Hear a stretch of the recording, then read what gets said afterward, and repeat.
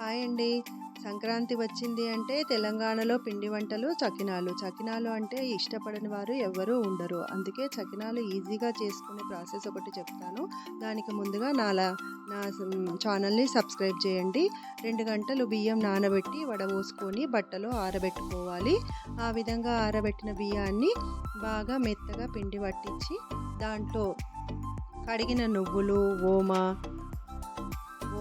ఉప్పు ఇవన్నీ బాగా వేసి బాగా కలుపుకోవాలి. కలిపిన ముద్దని కాసేపు నానబెట్టి చిన్న చిన్న ఉండలుగా తీసుకొని చుట్లుగా ఫస్ట్ గౌరమ్మను చేసి చుట్లుగా మనము చుట్టుకోవాలి. వాటిని ఇలా చేతిని తిప్పుతూ ఉంటే వాళ్ళు చక్కగా అందంగా వస్తాయి.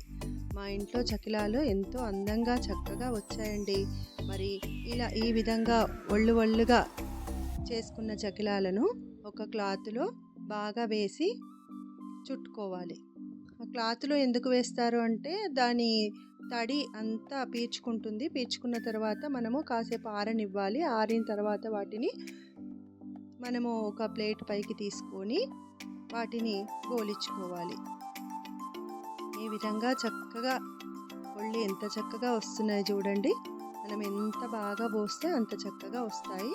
ఈ విధంగా క్లాత్ నిండా పోసుకున్న తర్వాత వాటిని కాసేపు ఆరనిచ్చి వాటిని అలాగే ఉంచి ప్లేట్ పైకి తీసుకొని వేడి నూనె పెట్టుకొని దాంట్లో వేగించాలి. కొంచెం బ్రౌనిష్ కలర్ వచ్చిన తర్వాత తీసేయాలి. అంతే, కరకరలాడే చకిలాలు రెడీగా ఉంటాయి. ఇదిగో చూడండి, మా ఇంట్లో ఎంత చక్కగా ఉన్నాయి చకిలాలు.